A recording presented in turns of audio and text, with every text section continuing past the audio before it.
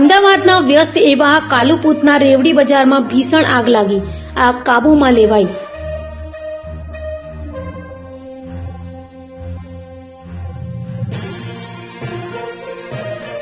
અમદાવાદનું મધ્યસ્થ અને વ્યસ્ત ગણાતા એવા કાલુપુરના રેવડી બજાર ખાતે કાલે એકાએક ભીષણ આગ લાગતા અફરાતફરી મચવા પામી હતી, જેમાં આશરે 10 જેટલી દુકાનો આગની ઝપેટમાં આવી ગઈ હતી.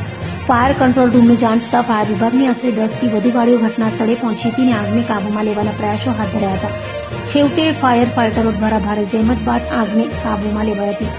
કોઈ જાનહાનિના સમાચાર જાણવા મળ્યા નથી, પરંતુ સંપત્તિને નુકસાન વધુ થયું હોય તેવી આશંકાઓ સેવાઈ હતી.